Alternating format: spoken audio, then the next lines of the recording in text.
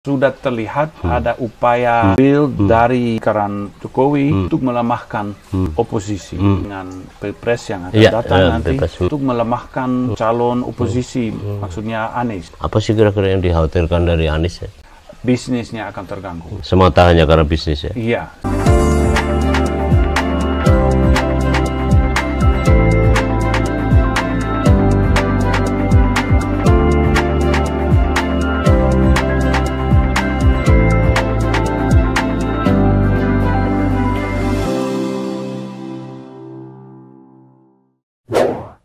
Sobat, jumpa lagi dengan saya Nur Hidayat Sardini dalam Gazebo NHS. Saya masih bersama dengan Prof.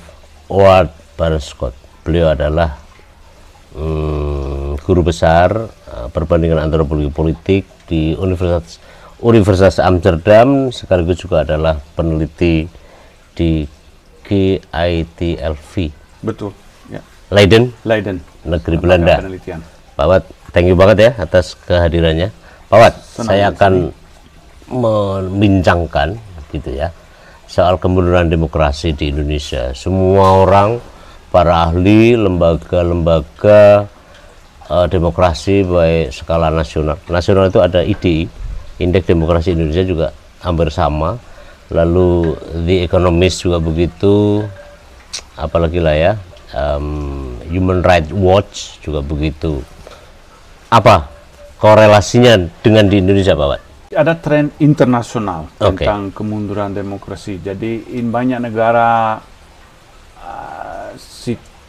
kualitas demokrasi sedang turun, termasuk Indonesia. Karena memang ada beberapa indikator, dan saya setuju dengan lembaga yang Anda menyebut, bahwa kualitas demokrasi di Indonesia sedang turun, kebebasan ekspresi opini sedang turun, upaya untuk melemahkan oposisi sedang naik, juga kemandirian lembaga yang menjaga demokrasi sedang turun.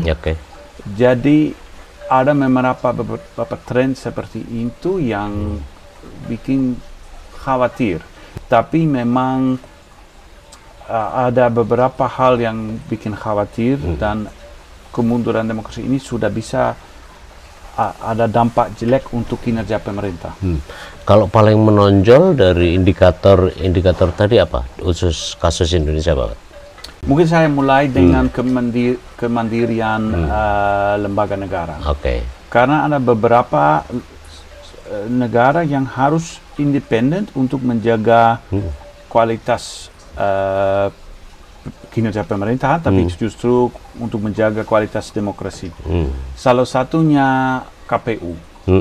Dan itu yang bikin saya khawatir. Muncul di koran beberapa indikasi sekarang anggota DPR dan parpol sudah mulai campur tangan.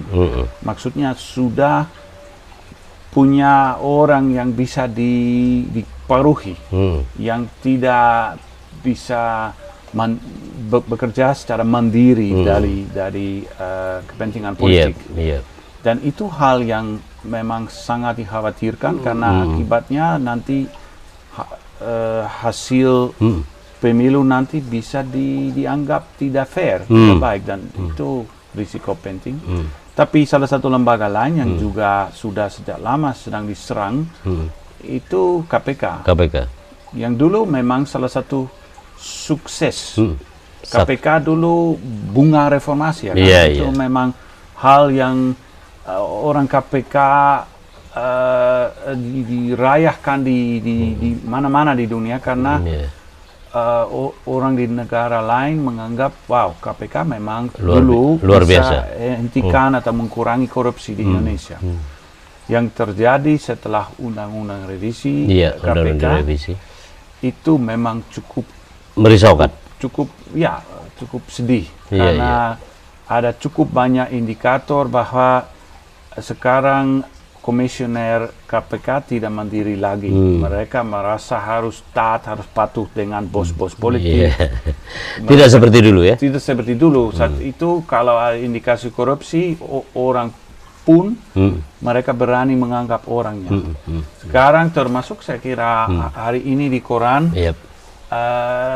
ada operasi OTT beberapa orang tentara, militer, 3 jenderal turun ke kantor KPK dan setelahnya bos KPK minta maaf. Ups, sorry, saya tidak mau memarahkan Ani. Itu indikasi tidak lagi kemandirian lembaga. Kalau tadi itu kan hampir semua partai ya, mengecualikan beberapa di antaranya, dia basis materialnya kan dari sumber-sumber kartel, terutama. Kecuali seperti PKS ya, PDIP ya, 2 partai yang tipenya berbeda tapi relatif lah, walaupun belum ideal tentang pelembagaan politiknya, pelembagaan partai politiknya. Nah, saya ingin belajar pengalaman di Belanda, apakah bagaimana itu bisa, karena tentu saja kalau pendekatan ekonomi politik tadi kan jelas ya. Ada beberapa hal yang bikin perbedaan dan akibatnya memang parpol di Belanda tidak terlalu tergantung akses terhadap kekuasaan negara. Salah satu faktornya adalah parpol sudah dapat anggaran cukup dari negara. Faktor kedua adalah sebagian besar parpol di Belanda punya membership, anggota, maksudnya warga biasa yang kasih iuran. Dan dari situ sudah muncul anggaran cukup untuk membiayai aktivitas sehari-hari. Ini perbedaan satu yang cukup penting. Tapi menurut saya yang juga sangat penting adalah di Indonesia semua parpol menggunakan akses terhadap kekuasaan juga untuk dapat keuntungan lain, untuk dapat peluang bisnis, konsesi tambang, hutan, kadang-kadang markup. Jadi minggu yang lalu saya wawancara dengan seorang petinggi Golkar yang bilang secara langsung, rencana Golkar adalah untuk mendukung calon yang akan menang. Untuk kami tidak penting siapa orangnya atau visi dan misi, tidak apa-apa. Kami mau dengan kubu yang akan menang. Peluang menang ya dia nggak akan ambil ya. Karena itu di belakang itu pikiran orangnya. Saya kira kalau harusnya mendukung yang menang supaya tetap ada akses terhadap kekayaan. Dan itu memang sifat seperti itu akan melemahkan demokrasi di Indonesia. Karena kalau gitu sudah give up, tidak mau main peran seperti parpol adalah sebuah sumber ide, sumber gagasan, kebijakan. Itu hanya kalau gitu parpol menjadi hanya alat untuk mempermudahkan akses terhadap kekayaan untuk elit. Tidak lagi memang alat demokratis. Dari situ kan sebenarnya gambaran ya. Saya kira bukan hanya Golkar ya, hampir semua partai kan, karena kan hari ini semuanya mengumpal ya, dalam satu titik yang bahkan karena dua-duanya nggak bisa ditengahi, lalulah menjadi paling tidak sampai sekarang lalu sesama-sama membawa nama Pak Jokowi kan. Tetapi kecenderungan partai memang begitu kok, di pilkada-pilkada di Indonesia itu bahwa juga memang calon tunggal. Calon tunggal itu kan memperlihatkan dia hanya mau menang saja. Dan tapi mereka juga mau menang karena mau menjadi kaya. Itu kalau sedikit nakal untuk supaya tetap bisa membayar sewa kantor atau bikin poster spanduk, oke lah. Tapi praktek ini juga karena bos politik dan semua dalam lingkuran ini mau gaji atau mau income yang sangat tinggi, mau honor ya, mau uang kehormatan, insentif uang, mau 3-4 mobil. Kalau sudah cukup 1 mobil dan rumah biasa sederhana, politik sudah akan sangat lebih sehat dan lebih baik untuk masyarakat di Indonesia. Nah memang itu kan artinya gagasan, ndak ada alternatif yang ya kan nggak maju, karena kan partai hanya untuk orang partai.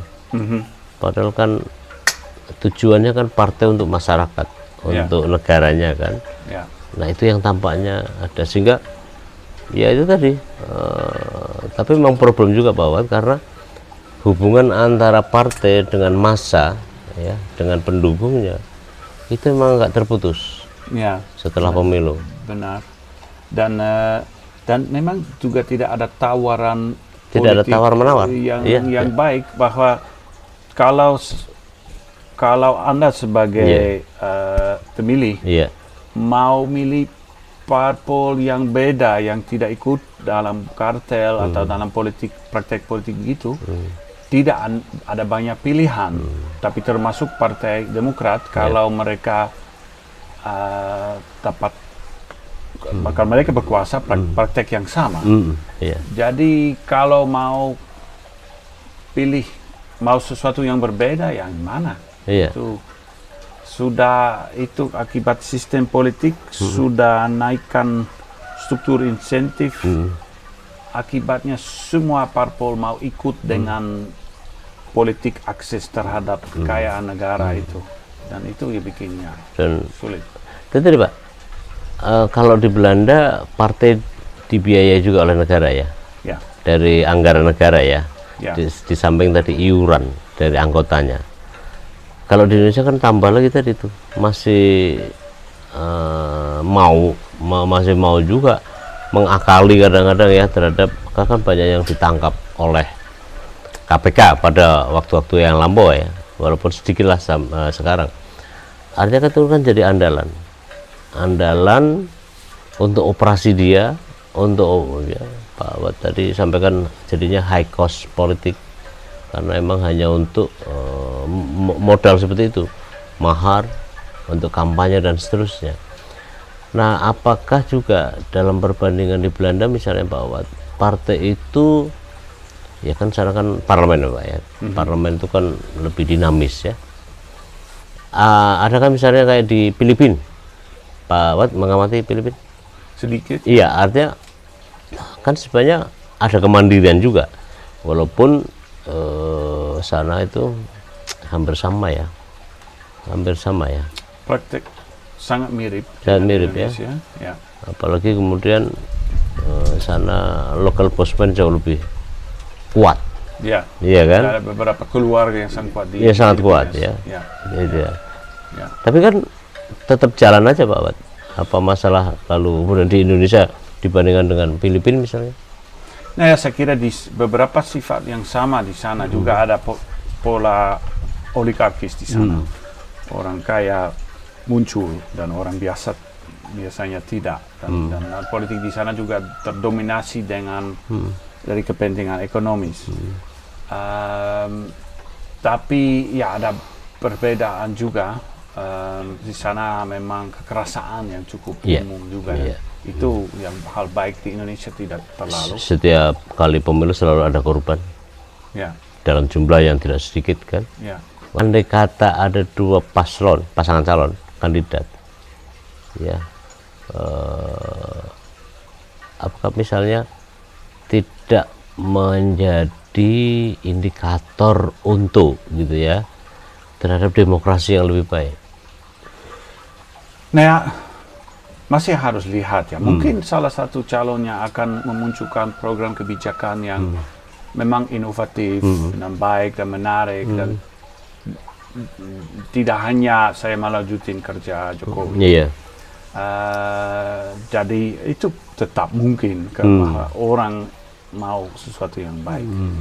Tapi kalau kita lihat pengalaman dengan Jokowi, bahwa saat dia pertama kali jadi, ada seperti rasa wow, seorang baru, kasih harapan akan dari daerah, perubahan dari daerah. Tapi ternyata di belakang Jokowi banyak orang yang tidak mau berubah seperti itu, dan Jokowi sudah sejak awal sangat bergantung orang ini. Jadi dia juga tidak cukup mandiri untuk melaksanakan kebijakan baru atau untuk membela institusi seperti KPK.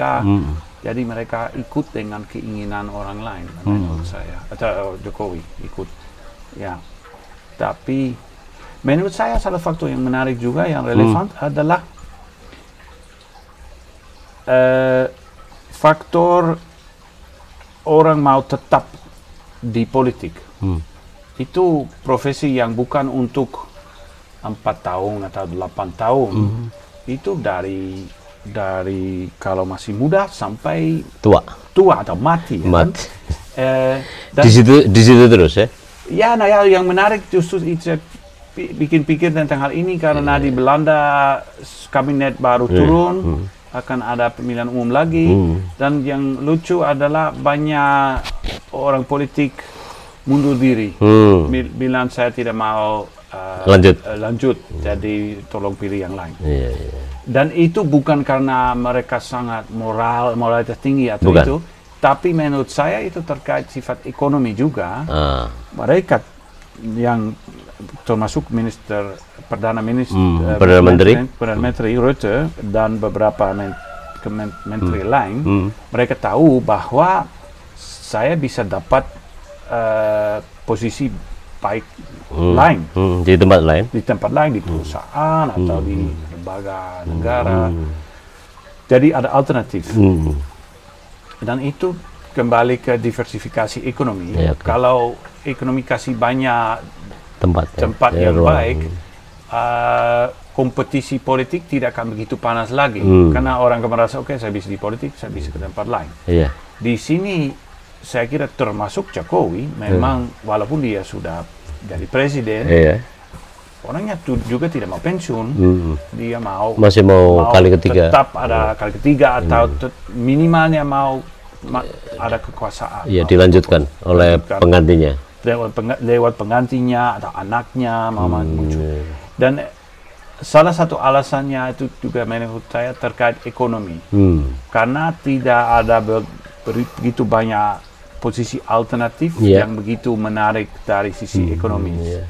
Jadi itu kasih keinginan untuk orang politik di Indonesia untuk tetap dari muda sampai itu jadi pekerjaan ya, jadi profesi dan kehidupan sumber penghidupan karena memang sumber penghidupan yang lain tidak ada di ekonomi, tidak bisa pindah ke tempat lain walaupun itu terjadi di beberapa negara lain. Dan ya, hipotesis saya adalah semakin mudah orang politik bisa pindah, semakin demokratis negara. Karena tidak kebutuhan untuk hidup, untuk melemahkan oposisi, untuk mainkan dengan institusi. Keinginan seperti itu, kebutuhan itu tidak ada karena oke, kalau saya harus keluar dari politik tidak apa-apa lah. Saya akan cari pekerjaan ke tempat lain. Dan tampaknya itu yang juga di Indonesia ya, jadi mendominasi karena memang teknostruktur kekuasaan ekonomi Indonesia memang nggak banyak memberi tempat pekerjaan-pekerjaan yang lebih menarik, kecuali jadi PNS. Tapi mungkin itu seharus bangun posisi untuk mantan politikus, supaya orang akan merasa oke, kalau kalah tidak apa-apa lah, saya kan ada posisi baik. Tapi bukankah juga di Amerika ada klan Kennedy misalnya, kan biasa itu, Jokowi bikin klan juga, apa salahnya? Saya kira klan Kennedy atau klan apapun cukup salah, cukup indikasi kualitas demokrasi di Amerika juga tidak terlalu baik. Karena seharusnya seorang naik karena kapasitasnya tinggi, kalau kualitas idenya, visinya sangat baik. Kalau seorang naik karena anak seseorang itu biasanya bukan, itu sudah indikasi ke kualitasnya mungkin tidak begitu penting. Manpower. Jadi menurut saya itu juga karena ada masalah ada kemunduran demokrasi di Amerika juga. Nah, terus terakhir Pak, itu oposisi sekarang Pak. Dan ini memang indikator ketiga bahwa sudah terlihat ada upaya real dari rezim dari lingkaran Jokowi untuk melemahkan oposisi. Sekarang dengan Pilpres yang akan datang nanti, ada lagi beberapa indikasi ada upaya real untuk melemahkan calon oposisi, maksudnya Anies, untuk membangunkan kasus korupsi yang memang tidak terlalu real lewat KPK, dipaksakan karena KPK tidak mandiri lagi seperti itu, saya bilang. Dan juga ada indikasi kalau ada orang yang mendukung Anies seperti Surya Paloh dan Nasdem, ada balas dendam.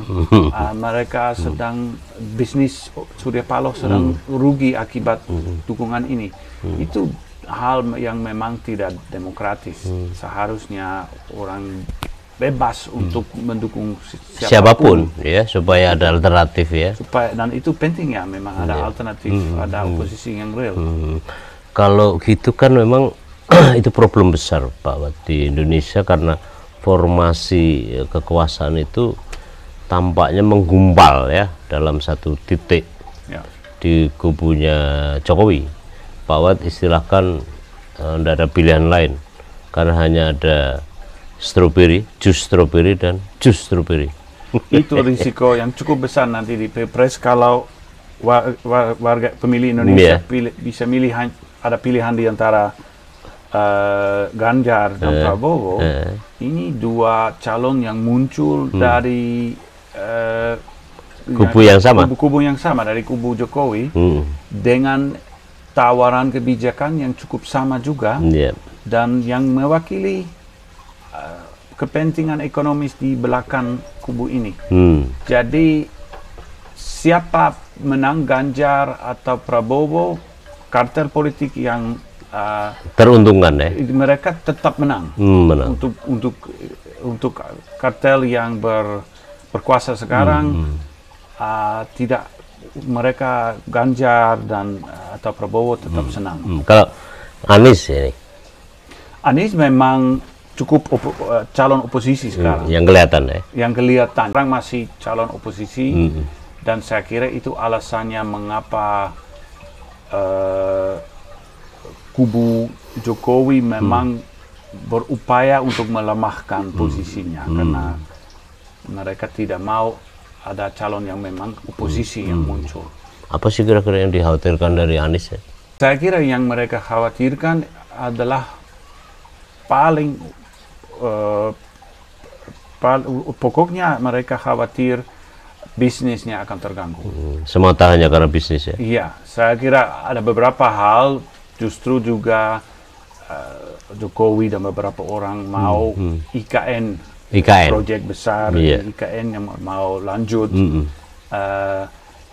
Itu mungkin juga alasan, tapi mungkin yang alasan terpenting adalah banyak orang sekarang senang dengan akses yang mereka punya, akses terhadap proyek, peluang bisnis. Ya, karena mereka teruntungkan, ya. Teruntungkan dan ada hubungan dekat dengan yang berkuasa.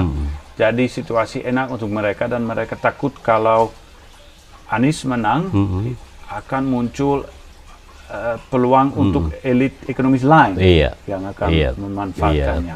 Jadi kalau gitu bisnis mereka akan rugi. Ya, tidak teruntungkan juga, ya, kalau begitu. Nah, kalau Pak Wat lihat kan apakah semua ini, karena kan tadi Pak Wat sampaikan bahwa ini sebenarnya kan di banyak negara juga terjadi, ya.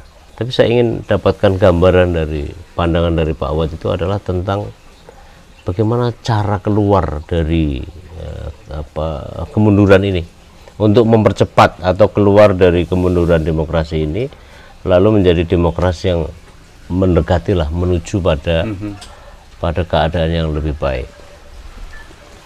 Ya, sulitnya karena ada memang beberapa faktor besar yang mengaruhi kemunduran demokrasi di Indonesia, di dunia, termasuk menurut saya peran media sosial. karena itu sudah menjadi alat untuk supaya debat publik menecemahkan dengan kabar yang tidak real atau dengan hoax atau indikasi dukungan yang memang tidak real karena dibayar, manipulasi. Jadi lalu ada peranan buzzer yang banyak orang di sosmed yang dibayar oleh orang politik untuk bikin isu. Dan itu di banyak negara bikin khawatir. Dan ya untuk mengatasi masalah ini saya kira butuh naikkan kesadaran publik di seluruh dunia tentang praktek buzzer, tentang fake news, tentang misinformation. Lebih baik tidak percaya langsung dengan yang Anda lihat. Jangan serta-merta percaya. Ya. Perlu cek, recheck dulu. Dan menurut saya sangat menyesal sekaligus orang tidak lagi cukup percaya dengan koran atau kabar di TV karena bilang itu mainstream media, ini mereka bohong. Menurut saya itu juga melemahkan demokrasi karena kalau kita tidak lagi bisa ada fakta yang kita bisa percaya, sulit juga untuk berdebat, untuk tukar pikiran. Harapan saya adalah status wartawan akan lagi naik, termasuk di Belanda. Itu masalah di sana juga. Oke, Pak Wat, thank you banget atas kehadirannya. Sobat, kita akan suah di kali kesempatan. Sip.